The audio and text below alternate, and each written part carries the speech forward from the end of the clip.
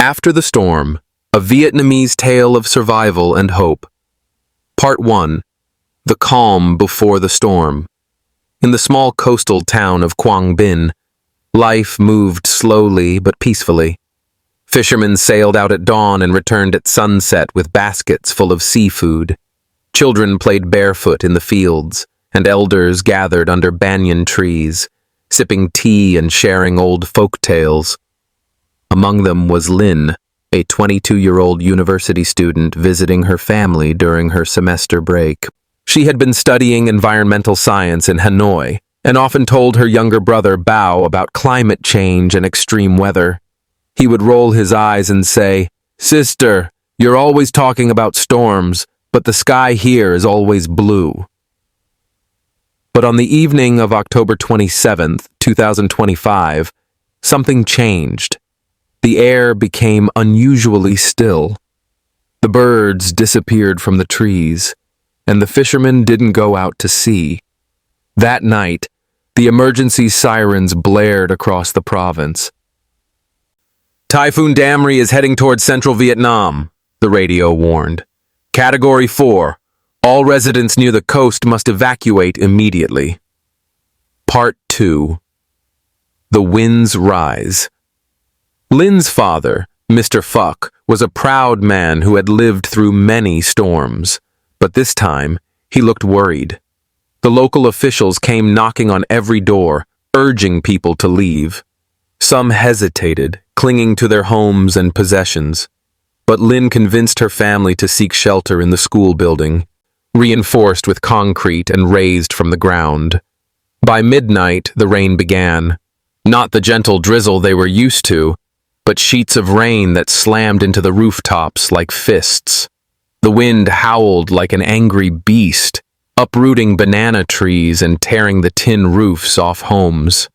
Lin clutched Bao's hand as the lights flickered and then went out. "We'll be okay," she whispered, unsure if she believed her own words. From the windows of the shelter, they could see floodwaters rise inch by inch. The sound of distant crashing, perhaps a wall, a tree, or a house, echoed through the night. Part 3. Aftermath. When the storm finally passed, it was morning. The sky was blue again, but the town had changed.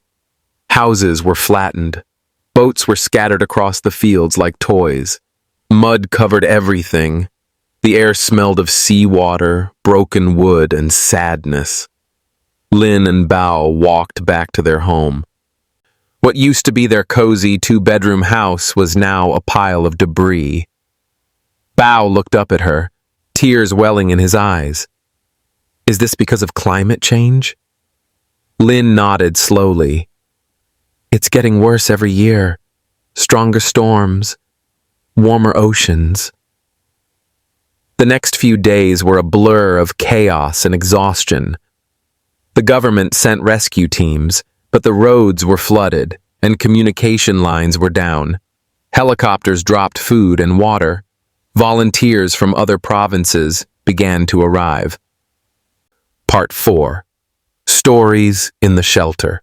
At night, people gathered in the shelter, sharing stories of what they had lost and what they had saved. There was Mrs. Hien, the baker, who had grabbed her secret family recipe book before the water rushed in, and old Mr. Nam, who had rescued his 3 cats by tying them in a basket and floating it down the flooded street like a boat. "Even in disaster, there's humor," he said with a grin. A boy named Min lost his father in the storm. He sat quietly in the corner, drawing pictures in the mud with a stick.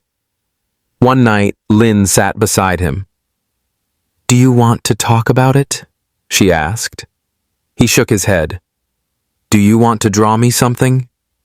He nodded and began sketching a house with solar panels and a big tree beside it. Lin smiled.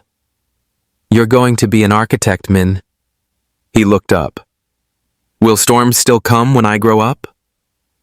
"Yes," Lin said gently. "But maybe we can be more prepared." Part 5. Rebuilding Hope. 2 weeks later, the town was still a mess, but signs of recovery were everywhere. The community worked together, rebuilding homes with stronger materials. Lynn suggested building rainwater collection systems and planting more mangrove trees near the shoreline. One evening, a group of students from Hanoi arrived to help with cleanup. Lynn joined them, teaching kids about storm preparedness and climate awareness. She gave presentations using pictures and even songs. One of the mothers told her, "You're not just rebuilding homes, girl. You're rebuilding hearts." Bao, once a skeptical kid, now led the charge with a group of teenagers cleaning trash from the river. "I'm going to study environmental science too," he announced. Part 6. A Message to the World. 3 months after the storm, Lynn was invited to speak at a national climate summit in Hanoi. On stage, she showed pictures of Quang Binh, before, during, and after Typhoon Damri. "My town is not just a disaster zone," she said. "It's a place of resilience, of people who laugh through tears, who build again and again. But we cannot do it alone. Climate change is not just science, it is survival." She finished with a photo of Min's drawing, a future house built for storms, powered by the sun. "Let's not wait for the next storm to change," she said. Epilogue. The Storm Within Us. Back in Quang Binh, the town was green again.